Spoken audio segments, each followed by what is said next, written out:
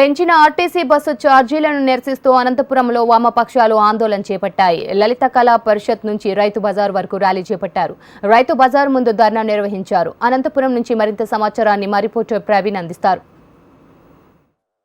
పెంచిన ఆర్టీసీ ఛార్జీలు తగ్గించాలంటూ అనంతపురం జిల్లాలో వామపక్ష నేతలు రోడ్డెక్కారు. లలిత కళా పరిషత్ నుంచి రైతు బజార్ వరకు ర్యాలీగా నిర్వహించి రైతు బజార్ ముందు ఆందోళన వ్యక్తం చేశారు. ఈ ఆర్టీసీ ధరల మీద ఎలా చూస్తున్నారు? ఈరోజు రాష్ట్ర ప్రభుత్వం సుమారుగా 560 కోట్ల రూపాయలని ప్రతి సంవత్సరం ఆర్టీసీ ద్వారా ప్రజల మీద భారాలేసింది. దీనికి కారణాలను అనేక కుంటి సాకులు ఎత్తికింది. ప్రత్యేకంగా సమైక్యాంధ్ర ఉద్యమం సందర్భంగా 700 కోట్ల రూపాయల లాస్ వచ్చిందని, అదేవిధంగా ఆర్టీసీ అనేక కారణాలు, డీజిల్ రేట్లు పెరగడం, ఇతర కారణాల వల్ల లాస్ వచ్చింది. ప్రతి నెల 60 కోట్ల రూపాయలు నష్టపోతున్నాం.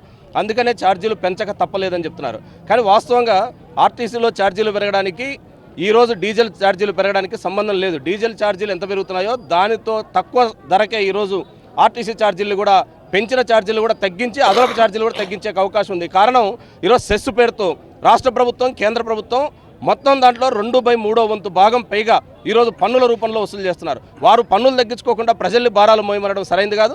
కాబట్టి మేము కోరుతున్నది వామపక్షాలుగా ఈరోజు పెంచిన ఆర్టీసీ ఛార్జీలు ఉపసంహరించుకున్న ఆర్టీసీని లాభాలు నడపచ్చు, మీ పన్నును తగ్గించండి. డీజిల్ మీద కేంద్రం, రాష్ట్ర ప్రభుత్వం వేసే అదనపు పన్నును తగ్గిస్తే ఈరోజు ఆటోమేటిక్గా ధరలు తగ్గేకి, ఛార్జీలు తగ్గేకి అవకాశం ఉంది. మీరు చెప్పండి, పల్లె వెలుగు బస్సుల్లో కూడా ఛార్జీలు ఫిక్స్ చేశారు ఇంత అని చెప్పి రేట్లు పెంచారు. దీని ఎలా చూస్తారు?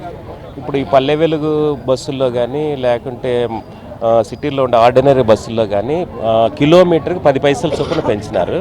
ఈ 10 పైసల చొప్పున పెంచడం వల్ల సాధారణ ప్రజలందరూ కూడా చాలా ఇబ్బందులు పడుతున్నారు.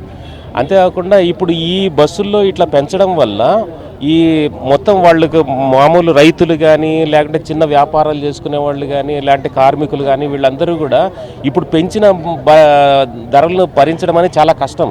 అంతేకాకుండా ఇప్పటికే ప్రజా వ్యతిరేక విధానాల వల్ల, రాష్ట్రం కేంద్ర ప్రభుత్వం తీసుకొచ్చిన విధానాల వల్ల కానీ, ఆర్థిక సంక్షోభం వల్ల కానీ ఇప్పటికే చాలా అవస్థలు పడుతున్నారు. మీరు చెప్పండి, అంటే ముఖ్యంగా గవర్నమెంట్ 4 ఏళ్ల తర్వాత ఆర్టీసీ ఛార్జీలు పెంచడాన్ని ఎలా చూస్తుంది? 4 ఏళ్ళు అయిన తర్వాత ఛార్జీలు పెంచడాన్ని మేము వ్యతిరేకిస్తూ ఉన్నాము. రెండవది, వాళ్ళు చెప్తున్నట్టు ఇంత మురిపే మాట్లాడినట్లుగా ఉమ్మడి రాష్ట్రంలో వచ్చినటువంటి నష్టాల ద్వారాను ఈ విధంగా తప్పని పరిస్థితులు మేము పెంచాల్సిన అవసరం వచ్చింది అంటున్నారు. డీజిల్ దాని మీద కానీ ఇతర పనులను కానీ తగ్గించుకుంటూ పోతే, రెండవది ప్రైవేట్ సర్వీసెస్ను ఆపగలిగితే తప్పకుండా కార్మికులు లాభాలు తీసుకొచ్చే పరిస్థితిలో మన ఆర్టీసీ ఉంటుంది. ఈ విధానాల వల్లనే ఆర్టీసీ ధరలు పెంచడం అనేది కూడా ప్రభుత్వ విధానం వ్యతిరేకిస్తున్నాము. ప్రభుత్వం రాయితీలు ఇస్తున్నామని చెప్తున్నారు, గవర్నమెంట్లో విలీనం చేస్తున్నాం అని చెప్తున్న నేపథ్యంలో ప్రజలపైన భారం మోపడాన్ని ఎలా చూస్తారు? ఈరోజు వైఎస్ జగన్మోహన్ రెడ్డి గారు అధికారంలోకి వస్తేనే ఆర్టీసీని విలీనం చేస్తానని చెప్పడం వల్ల ప్రజలందరూ కూడా చాలా ఆశలు పెట్టుకున్నారు. ప్రయాణికులందరూ కూడా అతి చౌకగా ఈ యొక్క ఆర్టీసీ బస్సులో ప్రయాణం చేయొచ్చు అనేదాన్ని నమ్మినారు. కానీ జగన్మోహన్ రెడ్డి గారు అకస్మాత్తుగా యూటర్న్ తీసుకొని ఈరోజు పెద్ద ఎత్తున ఛార్జీలు మోపి ప్రజలపైన భారం మోపుతున్నారు. ఇది సరైంది కాదు. ఎందుకంటే ఢిల్లీ లాంటి చోట ఈ ప్రభుత్వ బస్సుల్లో రాయితీలు ఇచ్చినారు, కొన్ని వర్గాలకి ఉచితంగా ప్రయాణం చేయొచ్చు అన్నారు. కానీ ఇక్కడ మాత్రం ప్రజలపైన భారం మోపుతున్నారు. అసెంబ్లీలోనేమో మాది పెద్దగా ప్రజలకి అన్ని సౌకర్యాలు కొనగూరుస్తుందని చెప్పారు.